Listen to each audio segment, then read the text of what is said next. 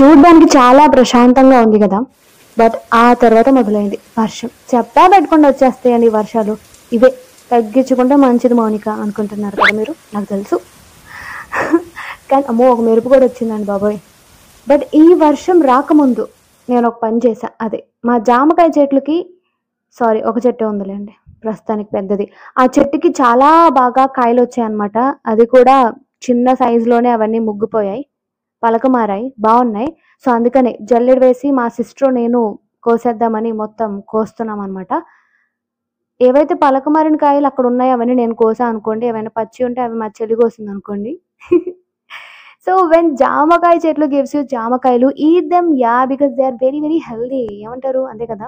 చిన్నప్పుడు మా సార్ ఒకటి అన్నారు, ఏంటంటే ఒక్క జామకాయ తింటే 10 యాపిల్స్ తిన్నట్టంట. మరి అది నేను చాలా సీరియస్గా తీసుకున్నానేమో. నేను చాలా ఎక్కువ తింటా జామకాయలు, యాక్చువల్లీ ఇష్టం అనమాట అంతే. సో జామకాయలని కోసేసిన తర్వాత అలా ఒక గిన్నెలో వేసి మంచిగా వాష్ చేసాం. యాక్చువల్లీ ఏమనుకున్నామంటే మేము ఉప్పు కారం కలిపి పెట్టుకుని తిందామా అనుకుంటే, ఓకే తిందాం అనుకున్నాం అందరం.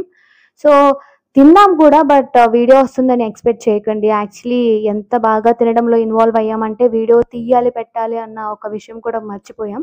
బట్ ఈవినింగ్ అలా ఒక చల్లని రెయిన్తో రోజు గడిచిందనమాట.